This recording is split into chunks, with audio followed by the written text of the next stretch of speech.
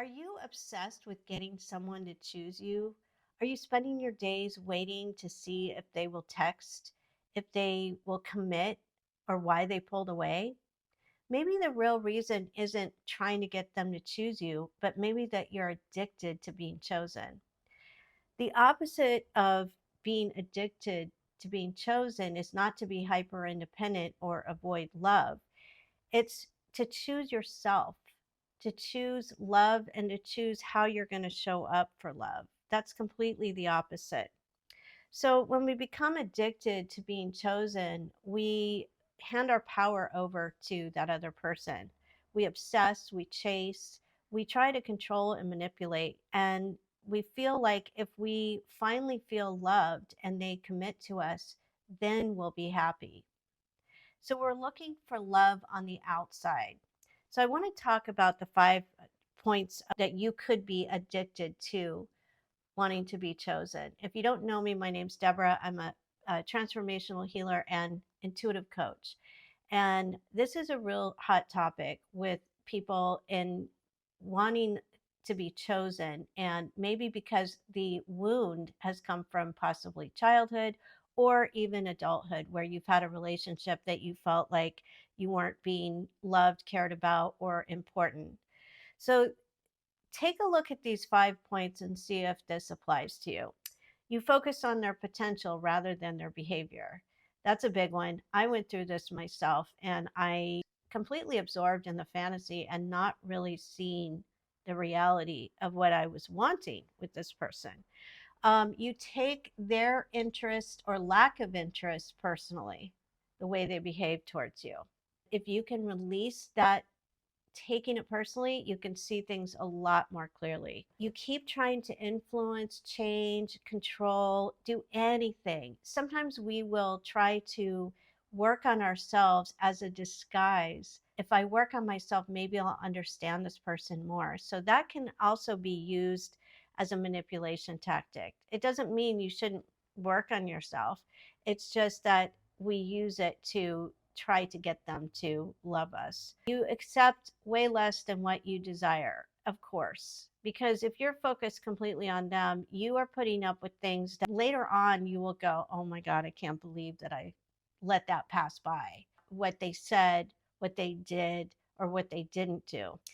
You abandon your own life and focus on theirs. This is a very intense place to be where you are obsessing and you're consumed with what you can do to make this work. And sometimes I have worked with people where they say, my God, I've never been involved with anyone like this before. Somehow I just became completely addicted.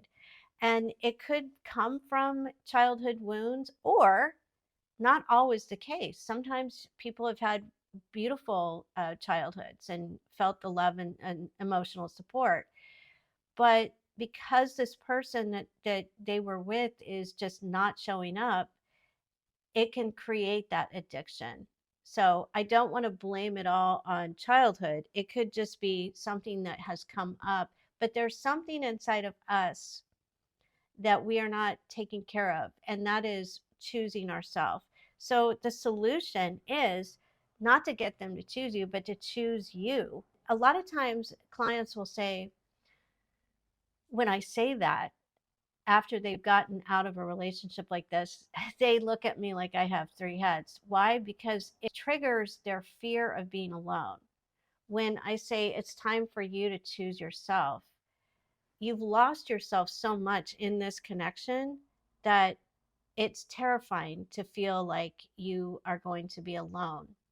And this also can come from childhood. I know it did for me because I did not feel growing up that emotionally I had the support I needed. My parents were great. You know, there was nothing, they weren't terrible, bad people, but it was just something I craved. So in adulthood, I was always like, oh, I want this, I want to have that connection with a human being in a romantic relationship. Now, I've had that with men and I've had that with my friends. So it's not that I haven't had that, but I still wanted to have it with that special partner. Choosing yourself will help you to realign and have aligned relationships. And that's where you can start to really heal.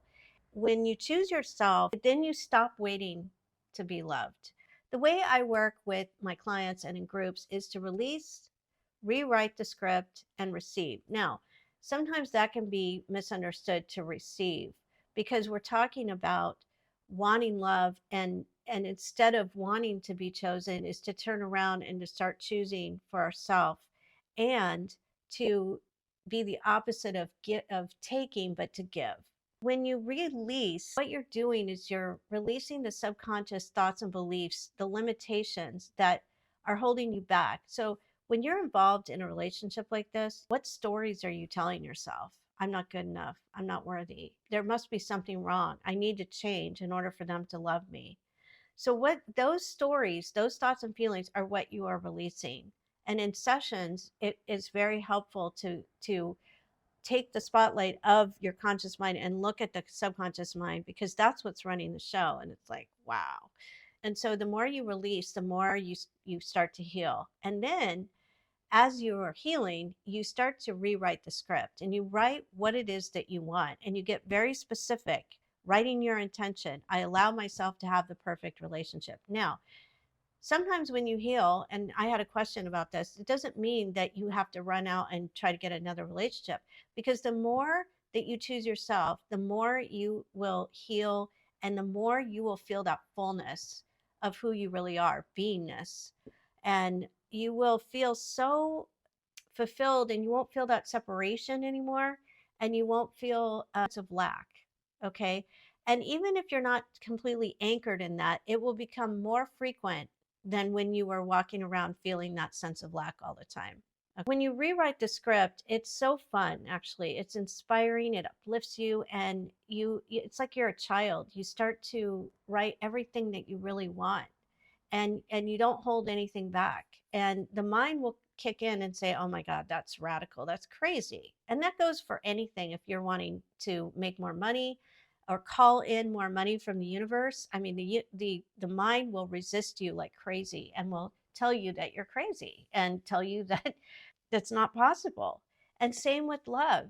And so that's what you're releasing all of these thoughts that keep you limited, and it's so empowering. And so when you choose yourself, you're choosing your highest self, and you're embracing your lower self too. You're not poo-pooing it, you're welcoming it. You're welcoming all the feelings that come up. You lean into them instead of pushing them down and numbing out. So when you rewrite, then you start to receive the benefits of what all of the work that you've done. But it's not work, it's actually, apparently it's supposed to be natural. That's what my teacher said. And the more you do it, it does become natural, but at first it feels very awkward. And then when you're receiving, I would say, another word is becoming. You are becoming this beingness, and you're a magnet for everything that you want and need. And it's the same as the Bible. It's like, ask and you shall receive is one. And then if you seek me, everything shall be added unto you. So it's the same thing. It's like where you choose God, you're choosing the universe, which is choosing yourself, because we are all connected and we're all one. And so when you choose you, everything else shall be added unto you. And that wanting and that sense of lack dissolves. The goal isn't to get somebody to love you. The goal is to remember that you are loved. The moment that you stop seeking is the moment that you feel that fulfillment. So if this message and this video resonates, I would invite you to join my community. I do personal sessions on releasing, rewriting, and receiving. And I also do groups, and I have a private Facebook group. Everything is going to be in the description in this video. So I hope that you like and subscribe to my channel.